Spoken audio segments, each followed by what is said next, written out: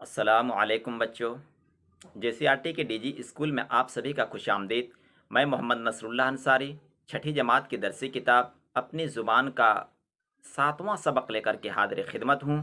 آج کا عنوان ہے ذروں کو بھی انسان بنا دو۔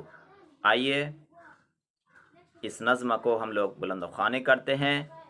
یہ نظم سیما اکبر آبادی کی لکھی ہوئی ہے۔ اے اہل وطن جان وطن بن کے دکھا دو، تم خاک کے ذروں کو بھی انسان بنا دو۔ انسان وہ ہے علم کی جس میں ہو تجلی، حیوان کو بھی کبھی علم ملا ہو تو بتا دو۔ خود بھی پڑھو بننے کے لیے عالم و کامل، ان پڑھ کوئی مل جائے تو اس کو بھی پڑھا دو۔ وہ علم تو پھر کیا نہیں امکان میں تمہارے، تم چاہو تو جنگل کو بھی گلزار بنا دو۔ کانٹوں کو جہالت کے الگ کاٹ کے پھینکو، تم علم کے پھولوں سے نیا باغ کھلا دو۔ ہے ملک میں تفریق جہالت کے سبب سے، تم علم کی قوت سے یہ جھگڑا ہی مٹا دو۔ بے علم کا جینا بھی ہے ایک قسم کا مرنا، جیسے تن بے روح جلا دو کہ دبا دو۔ آئیے بچوں اس سبق میں آئے ہوئے مشکل الفاظ کو ہم لوگ حل کرتے ہیں۔ اہل وطن معنی وطن کے لوگ، تجلی معنی روشنی، کامل ایسا شخص جو کسی علم یا ہنر کو پوری طرح جانتا ہو، کسی فن میں کمال رکھتا ہو۔ امکان میں ہونا، بس میں ہونا، قابو میں ہونا۔ گلزار معنی باغ، تفریق معنی فرق کرنا، پھوٹ ڈالنا۔ قوت معنی طاقت، تن معنی جسم، باوقار معنی عزت والا۔ اے ملک میں رہنے والے، تم اس ملک کی جان بن جاؤ، جان بن کے دکھا دو، یعنی اپنے ملک سے محبت کرو۔ تم خاک کے ذروں کو بھی انسان بنا دو، یعنی خود بھی علم حاصل کرو اور علم کی دولت سے یہاں کے ہر ایک شخص کو انسان بنا دو، کیونکہ انسان وہی ہے جس کے اندر علم ہو، تہذیب ہو، سلیقہ ہو اور اچھا اخلاق و کردار ہو۔ دوسرے شعر میں شاعر کہتا ہے کہ جن کے اندر علم کی روشنی ہو وہی انسان ہے، حیوان کو کبھی علم نہیں ملا کرتا ہے، یعنی انسان اور حیوان کے درمیان بنیادی فرق علم کا ہے۔ تیسرے شعر میں شاعر کہتا ہے کہ تم خود بھی پڑھ کر عالم و کامل بنو اور کوئی بھی ان پڑھ مل جائے تو اس کو بھی پڑھا دو۔ چوتھے شعر میں شاعر کہتا ہے اگر علم ہو تو ہر چیز ممکن ہے، اگر تم چاہ لوگے تو جنگل کو بھی گلزار یعنی باغ بنا سکتے ہو۔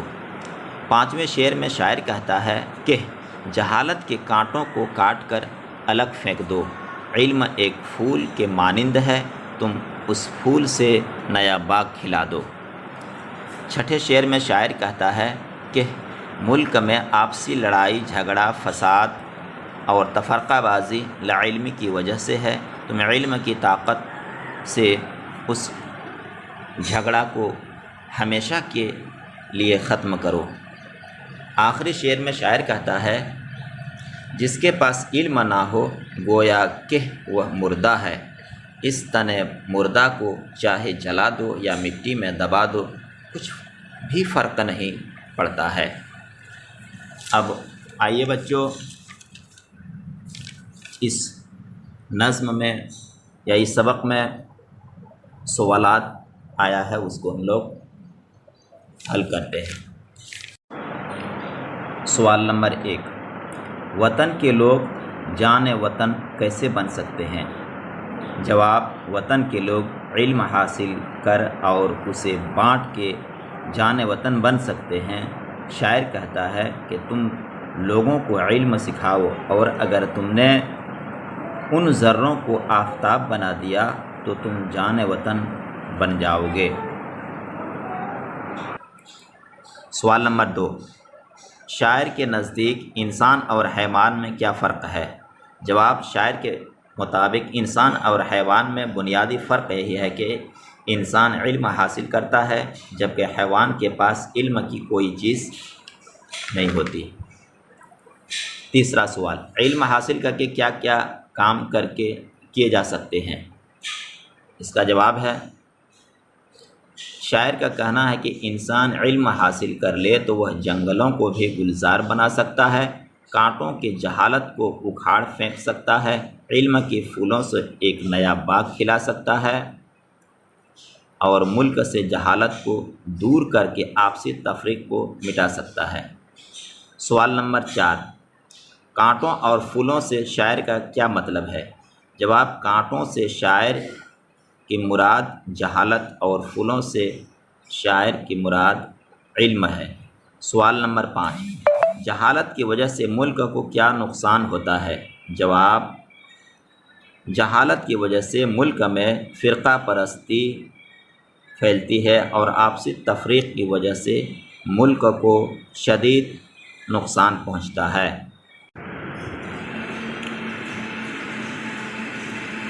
سوال نمبر 6، علم کی قوت ملک کی تعمیر و ترقی میں کیسے مددگار ثابت ہو سکتی ہے؟